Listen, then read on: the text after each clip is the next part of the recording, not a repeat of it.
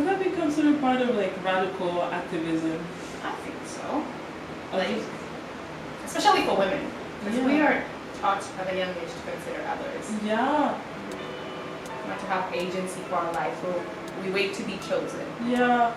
Especially as women of color, Black women, I think that we are taught to also erase yourself And not take up space. Yeah, and that's also like, if I'm being honest, that's why I started my locs also, to like, as a challenge for myself also, and committing to not just shrinking myself all the time.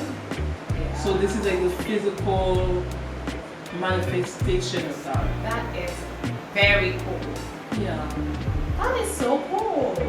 Yeah, so just a little reminder, you know, like, be as full as you can be when it comes to your growth, when it comes to nurturing yourself, when it comes to accepting yourself through your changes, instead of always like minimizing yourself to make others comfortable. Also, I feel like when we were young, like, we didn't think like being or looking good takes work. And then I think at some point when I was going in my early 20s, I realized, oh my gosh, you can't just wake up and be pretty. Really? You kind of have to like take care of yourself. No, for me it was always like the saying of like, il faut souffrir pour être belle, you must suffer to be beautiful.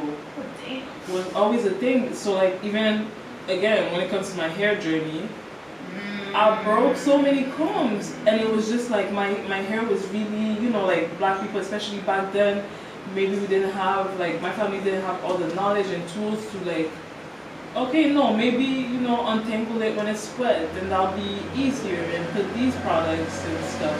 So for me, getting my hair done was painful, but it was like, well, we're going to church, so you gotta suffer to be pretty.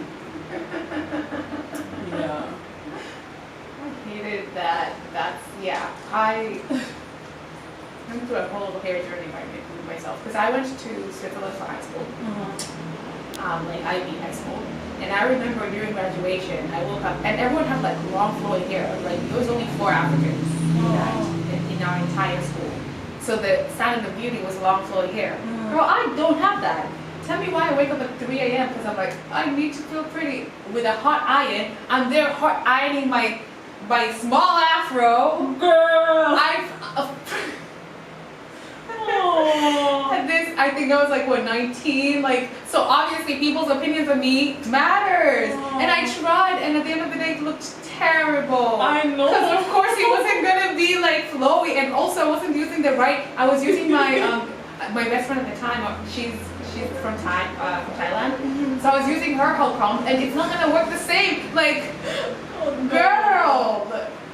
Especially if you don't have the spray, you know, the heat damage. I was so frustrated. I woke up at 3 a.m. because we were graduating. I was like, I need to have this long flowy hair. But you know what? But how has your hair journey been?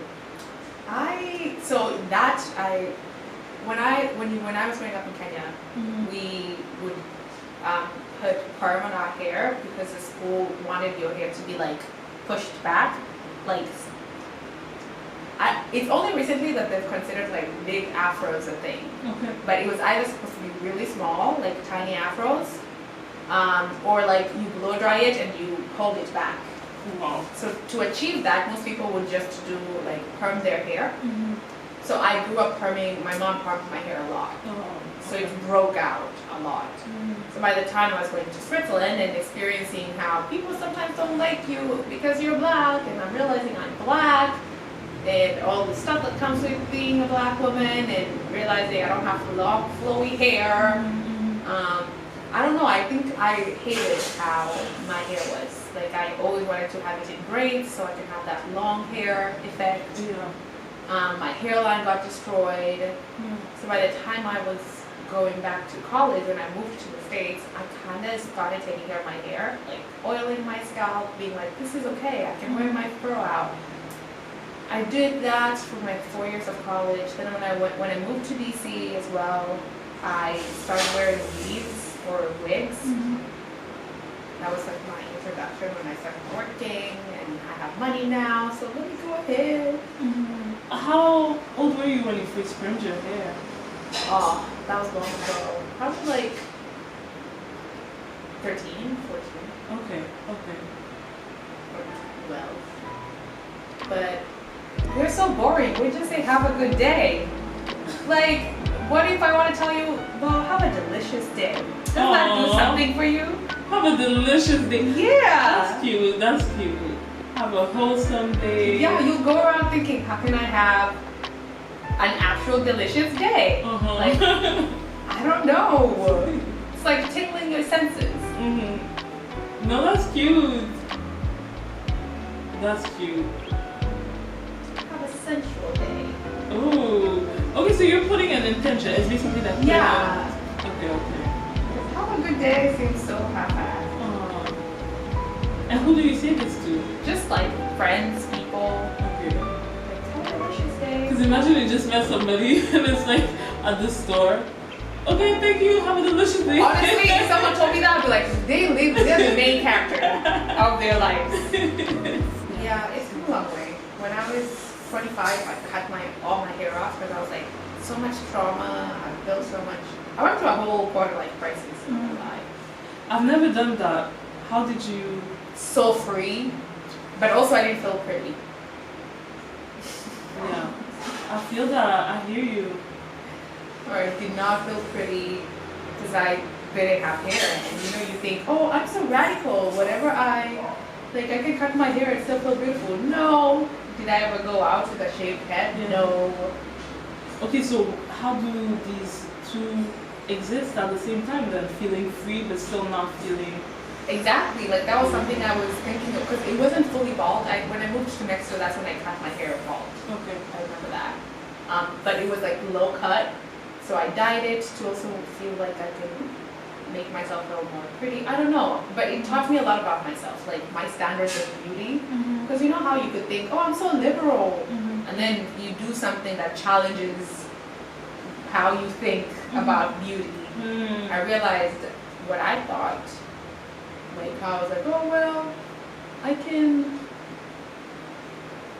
Like, I accept myself the way I am. No, child, I did not at the time. And shaving my head exposed that. But now, it's a journey still. But now I don't see my hair as, or my wash days as work. Wait, so that's true. That's only like 3 years ago then. Yeah. Wow. I enjoy my wash days because I'm like, that's another thing. You know how, and I get it, we complain how like our hair, it takes long to do our hair, and it does, but also like changing the language around that. So it's not a nuisance, it's actually self-care. And it's okay to spend that much time on yourself, and that much time on your hair. And it's okay that our hair takes that much time. So why not wear it out? But it's a lot of unlearning for me too. And also, there are guys who have different, what do they call it? They'll comment unprovoked about your hair. I swear. And how it looks. And I'm like, who gave you permission to do that? Who asked you? Who asked you? No, yeah. Okay. So, I'm learning. And ever since I shaved, I've noticed how fast my hair is growing now. I think I just needed, because hair holds memories, hair holds stress, hair holds trauma. Wow. So ever since I cut it off and started again when I moved to Mexico, my growth rate has been like 4 times. So, and I wear my froze out now. I don't care. I'm like, well, it's a different kind of beauty. Seeing myself as a woman, as a Black African woman. It's been nice. And then what are some other literacies that you have learned? I think incense. And how I've noticed it's like POC communities that use incense. I think it's about taking up space. A lot of the things we are doing is about taking up space. Like being able to, because when you burn incense, your clothes end up smelling like that, your house smells like that. When people come in, they can make a comment about your house smelling like that and being okay with it being different from what they're experiencing outside. Yeah, that's interesting because I'm just like visualizing how you've experienced your hair journey through also different communities. So like, you know, in Kenya, how it must have been, I'm just like, you know, like if it's anything like Caribbean culture and stuff, it's like, okay, looking up to the white standards. Yeah. And so everybody is trying to do that in a way, and then going to Switzerland when it's like, nobody looks like you, so what do you even do? Where do you even buy your hair? And then here where it's like, hey mommy, like, I don't know, they exercise that way, they do it a lot. Yeah. Yeah, so that's interesting. You know what? I think that's a form of literacy too. Hair, black women hair is a literacy practice or literacy knowledge base. Because you need to know about your hair stuff. If not, most likely you might have to do it yourself because there might not be people around. If you're in a space where, yeah, and also like I think hairstylists from where I come from, they just thought, oh, as long as the hair is tight and neat, that's it. That's not hair care. You're messing up people's hairlines. And if I tell you don't do it too tight, now you're like, oh, she thinks she knows what she's doing. Duh, babe, it's my hair. Yeah. Wow. Okay. What about main character? What do you think of that? You know, I like it because honestly, if you go out right now in a traffic highway and you see all those cars, I would be depressed if I thought, damn, every person in this car has their own life. It's not overwhelming. Yeah. So I like the idea of thinking of myself as my main character in my life. Because we're so many, it would be a lot to consider everybody. What do you think? Why did you ask that question? Or what's your... Because I see it as a good thing of main character. Here's a what do you call it? Unpopular opinion. But I do think the world revolves around me. You are a Leo. But that's the thing. It's such a sun sign move. But I think like that's from me, from my world, like everything revolves around me. And you're not wrong, it does. And it starts when I wake up. You know, like it starts when you wake up is crazy. And you know what? You're right. It does, because when you open your eyes, that's when it's like, I'm here. Yeah. But I don't mean it in an arrogant way or nothing, but just like, okay, this is my perspective and this is me who is experiencing everything that I'm experiencing. And so just like a main character in a movie. But then someone had said it to me as like an insult. I was just like, oh my gosh. Like they took it as an insult? Yeah, they told me I'm a main character. I have the main character syndrome. First of all, you are very humble. I don't see it as an abuse, as an insult. Also, look at it as a compliment, because like, you know what I think? People are like, oh, you're self-centered. You think about yourself. You care for yourself. Yeah. Who's gonna do that? Exactly. If it's not me. Exactly. Seriously.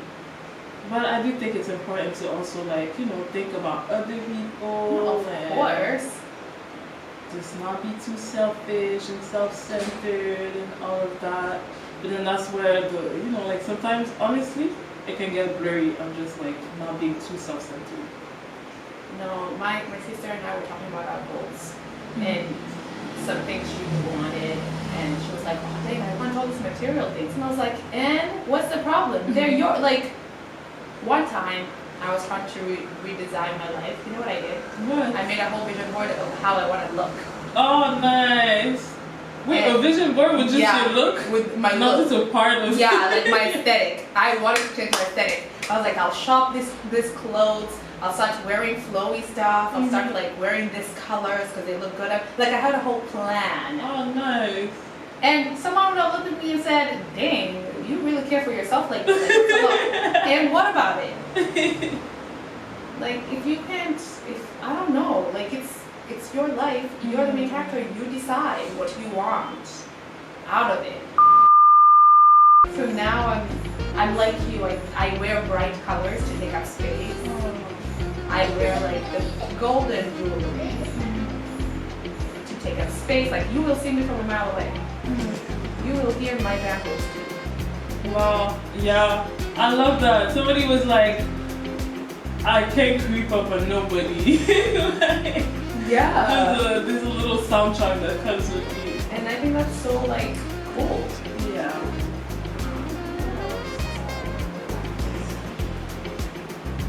Head wraps are practice. It's like I'm here. I'm taking up space with all its elements. Just like you were saying in here. What are the ways do you take up space?